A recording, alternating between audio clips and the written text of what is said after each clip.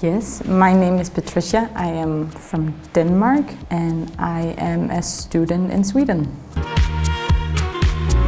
I am doing a one-year research project about Kachuu. So to do that project, I thought it was important to be here. I came because of the nature here, and it looks so beautiful on the pictures that I thought I had to see it. Because I'm from Denmark and I study in Sweden, every time I have classes I need to take a train to the two countries. We are somehow good friends, so that's possible. I have a Vespa at home, the Italian scooter, which I love driving around on when it's not snowing, and I like to cook to relax. I think that all the staff at Ololo has been so helpful with my project in general, and I'm living here, so that's a big part of it. And everyone at Ololo is so nice to help me and see if they can find the people I should interview and just help in general with everything.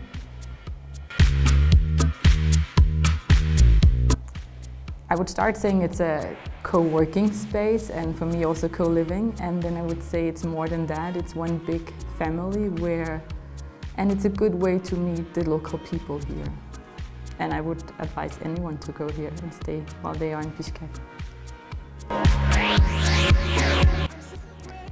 Mostly people who would work somewhere remotely from home, but also for anyone else who would just come to Bishkek or Ush or Isikul and say, go there, stay there for even just a day or two and feel the atmosphere, because it's a really nice place to also just hang out and meet people. The people have surprised me how warm and welcoming and nice they are, and how they are just willing to help with anything, any time of the day. The people, for sure. The mountains, like just the nature in general, and the different culture. I would recommend Ololo then, say go there. And I would say stay there for longer than you think, because at the map, Kyrgyzstan seems like a very small country, but there are so much to explore, and I will be here for 4 months, and it's occurring to me now that it will not be nearly enough time to explore all the different parts of Kyrgyzstan and really understand the culture in depth.